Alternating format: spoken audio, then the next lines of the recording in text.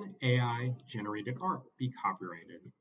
So in some prior videos I've discussed this, but now we have another new case that's come about this image right here, which is called Théâtre de Opera Spatial, and I believe it's Jason Allen is the artist of it. But looking back at the history here of AI generated art and copyrights, in 2019, Stephen Thaler, who's a computer scientist and has done a lot in the AI space, tried to get a registration for this image of AI generated art. And the Copyright Office said no. They said no because copyright is for humans, artists, not machines or any other entity. He also got a no from the Patent Office that an invention cannot be created by AI, but only can be created by a human.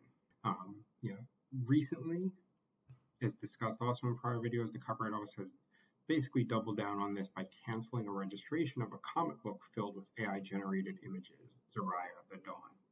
They did, however, allow registrations of the parts, the addition by the author to the comic book, just not what was created by the AI.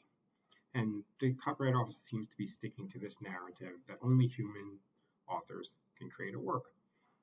In Théâtre de Opera, the Copyright Office upheld its initial decision to deny the copyright registration. They said that the AI tool Midjourney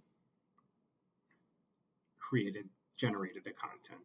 And according to the Copyright Office, if a work's traditional elements of authorship are solely produced by AI, then it won't be registered. And in that case, Jason Allen, who used Midjourney, claimed he contributed creativity by entering over 600 prompts and making adjustments to the AI-generated image after that. However, the Copyright Office disagreed, stating that Allen's contributions were limited to inputting the text prompt, and that the expressive outcome was determined by Allen's random processing of that prompt. They felt that his prompts didn't really change anything. It was just the Midjourney spit out random images based on any prompt you gave it. But he argued that no, he kept changing the prompts in order to change the image that was generated. But the Copyright Office did not buy it. They didn't approve it. This puts us really in a situation here where the Copyright Office is pretty much just stating there's a blanket denial of AI-generated art. And when we look at this in the past, we look at what happened with photography. Back there was debates in the 1880s about whether photography could be copyrighted. The courts ruled that if a photograph reflects the creative input of the photographer, then yes, it should be copyrighted. And by that it was, the arrangement of the person, the lighting, the clothes, the costumes they put them on, all those things they took into effect and said that yes, the photographer can get a copyright. However, in today's day, if you go outside and just take a photo, even though you're not putting the trees in a certain spot, you're not putting the sun in a certain spot to get the right lighting, you can get protection for that. So it's a very minor level to get copyright protection. Also, there's digital tools that we use every day, Photoshop, editing software, and the Copyright Office is not making you disclaim what part of the editing software has taken in it. You assume that it's you working on it and doing it, even though some of these do have some automated editing built in.